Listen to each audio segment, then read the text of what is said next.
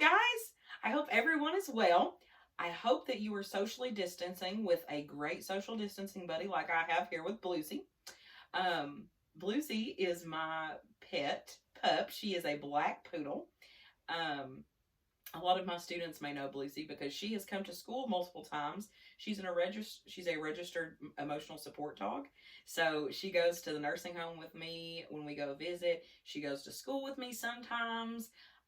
Just on unimportant days, like field day, stuff like that. And she brings a lot of comfort to people. And she's always brought comfort to me. And so I wanted to share with you guys something that I got for her.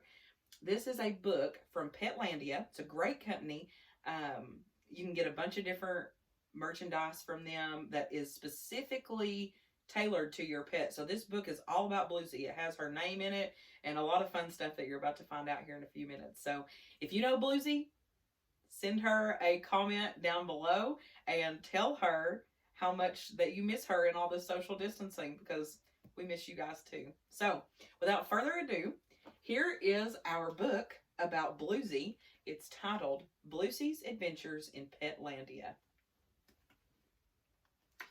And this first couple pages is really nice because it has a personalized note from Bluesy to me. So it's really cute. Bluesy lived in White Pine and dreamt of being a star with her very own TV show and chauffeur-driven car. But being cute and furry made stardom rather tough, especially as the only word she knew was woof and ruff. Feeling rather brave, she folded up her PJs and a flannel, along with some ideas for her YouTube Bluesy channel. Sneaking into Myra's room, she scrawled a doggy note, then kissed her gently on the cheek and went to get her coat. Scampering through the moonlit streets with thoughts of being wealthy, Bluesy stopped beside a sign and thought, I'll take a selfie. Pulling out her eye bone, she posed and took a snap, then headed to the airport while squinting at her map. Bluesy was excited because she had never flown before, unless you count that time she slammed a laptop on her paw.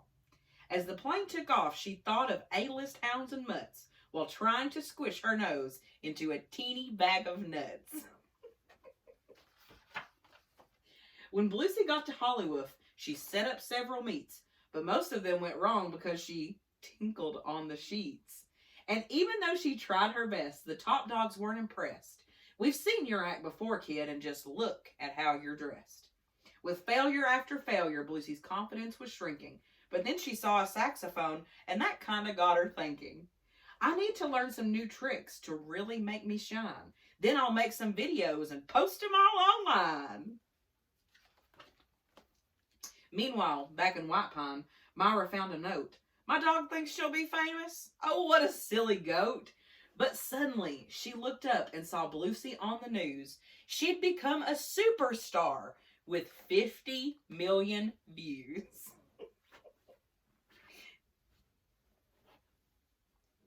Bluesy! With 50 million views. She's wild. Hey, kids, if you know Bluesy, send her a comment down below. Get those 50 million views. It seems dog can learn new tricks, Myra thought out loud. And even though she missed her friend, she was also very proud. There was Bluesy on a chat show tootling away while teetering on a unicycle and doing doggy ballet. Soon the world was going wild for Bluesy's jolly tunes. You could even buy a storybook and see her in cartoons. She bought a doggy mansion and a limo and a yacht. She even met the president and partied quite a lot.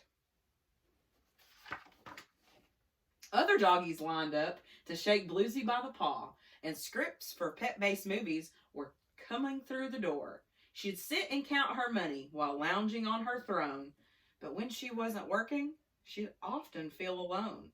Because she felt so lonely, Bluesy bought more stuff, but even though she had it all, it was never quite enough.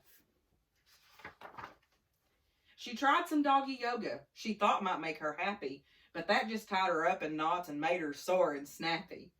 Then Bluesy, it suddenly hit her as she chewed her oldest bone.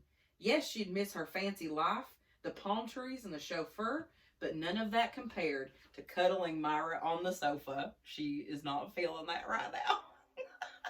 Come back. To cuddling Myra on the sofa.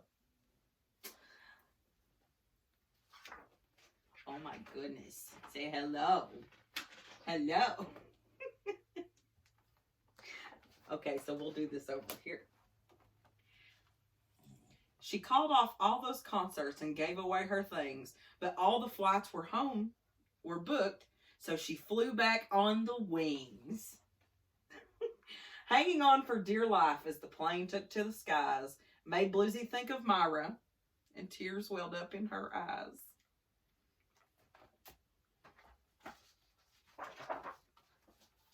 Soaring over White Pine, Bluesy thought, I've had a hoot, but home is where the heart is, so I'm going to need a parachute.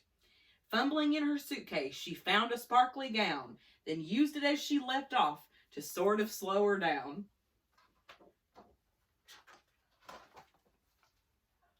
Tumbling through the fluffy clouds was really quite a rush, but Bluesy had to slow down, or she'd soon be doggy mush. Then just as she saw a mattress dumped upon a roof, so she steered herself toward it and landed with a woof. A woof. Where are you going? Come back. Everybody wants to see you. Where are you going? Jumping into Myra's arms, Bluesy cried with joy. Then Myra squeezed the squeaker in a squishy, squashy toy. Fame is pretty epic, but snuggling is best, thought Bluesy as she curled up to Myra to enjoy a well-deserved rest.